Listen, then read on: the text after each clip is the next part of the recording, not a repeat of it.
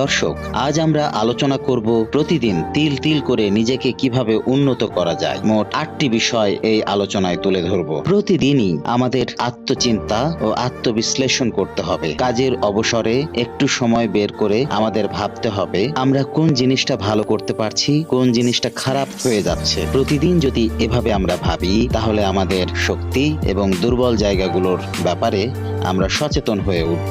প্রতিদিনই পড়ার অভ্যাস থাকতে হবে। কমপক্ষে হলেও একটা বই থেকে এর একটি চ্যাপ্টার প্রতিদিন পড়ার অভ্যাস গড়ে তুললে আমাদের জ্ঞানের ভান্ডার পরিপূর্ণ হতে থাকে। আর জ্ঞানের ভান্ডার যত পূর্ণ থাকে শক্তি তত বাড়ে। ডিজিটাল এই যুগে আমাদের সব ধ্যান ধারণা বিভিন্নভাবে বিচ্ছুরিত হয়ে যায় চতুর্দিকে। এ থেকে নিজেদের রক্ষা করতে হবে। শুরুতে রাত 10টার পর কোনো মতেই ডিজিটাল কোনো ডিভাইসের সাথে কোনো সংস্রব আমাদের রাখা যাবে না। এ থেকে শরীর ও মন একটু অবসর সময় পায়, এটি নিশ্চিত করতেই হবে। 4 নম্বরে বলবো, আমাদের প্রতিদিনই নিজেদেরকে চ্যালেঞ্জ ছুঁড়ে দিতে হবে। কোনো কিছু করার চ্যালেঞ্জ। প্রতিদিন নতুন কিছু না কিছু চেষ্টা করতে হবে। আপনি গান গাইতে আগ্রহী হলে যে গান ভালো লাগে সেটির 1 লাইন গাওয়ার চেষ্টা করতে পারেন। নতুন কিছু করলে শরীর অদ্ভুতভাবে আলোড়িত হয়, নতুন প্রণোদনা কাজ করে শরীরের ভেতর। জীবনী শক্তি নতুন করে যেন চার্জ পায়।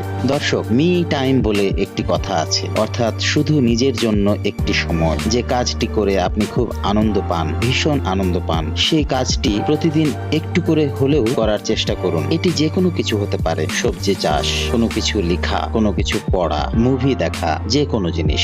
এরপর প্রতিদিন সকালে ঘুম থেকে উঠেই আজ সারাদিন কি করবেন এই বিষয়ে হালকা একটু ভেবে নিতে হবে। এই ভাবাটা এবং না ভাবার মধ্যে বেশ পার্থক্য আছে। যদিও মনে হয় এতে কিছুই আসে যায় না, কিন্তু এই কাজটি বিশাল ফারাক তৈরি করে দেয়। ছোট্ট এই কাজটি আপনার উপর রুটিন মেনে চলার একটি বাধ্যবাধকতা আরোপ করবে। আপনি নিয়ন্ত্রিত থাকবেন, আপনি সময়ের ব্যাপারে বেশ সচেতন থাকবেন। এর পরের বিষয়টি আরো অনেক বেশি গুরুত্বপূর্ণ। কাদের সাথে মিশছেন খুব খেয়াল করতে হবে এই বিষয়টিতে। যারা সবসময় দোষ ধরে, হতাশামূলক কথাবার্তা বলে, সবসময় নিন্দা করে, সমালোচনা করে, এমন মানুষদের এড়িয়ে চলতে হবে। খুঁজে বের করতে হবে সে সমস্ত মানুষ যাদের চিন্তা ভাবনা, ধ্যান ধারণা যথেষ্ট ইতিবাচক। যদি এমন মানুষ আপনার জীবনে না থাকে তাহলে অনলাইন জগৎ থেকে খুঁজে বের করুন। খুব ভালো হয় বাস্তব জীবনে যদি এমন মানুষের সান্নিধ্য পান, তাদের সাথে মিশবেন। সবশেষ বিষয়টি হলো, আপনি যা কিছুই অর্জন করুন না কেন দিনে, সেই অর্জনের জন্য আপনাকে পুরস্কৃত করুন। পুরস্কৃত করার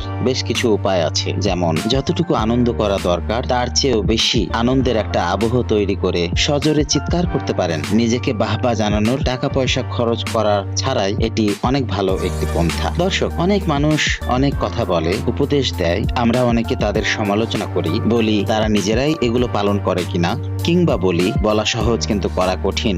আমাদের প্রতিক্রিয়া যাই হোক না কেন, একটি সত্য এখানে লুকিয়েই থাকে। সেটি হলো, যা বলা হয় সেই বলা জিনিসগুলো সত্যি কোনো না কোনো ভাবে উপকারী। কে বলছে এই বিষয়টির চেয়ে গুরুত্বপূর্ণ কি বলা হচ্ছে। তাই যেখানেই জ্ঞানগর্ভ কোনো কথা আলোচনা আমরা শুনবো, সেখান থেকে আমি আপাতত করতে পারবো এই পয়েন্টগুলো বেছে বেছে নিয়ে সেগুলো অনুকরণ করে চলতে থাকলেও জীবন ধীরে ধীরে সহজ হয়ে আসে, উন্নত হয়। সবাই ভালো থাকবেন।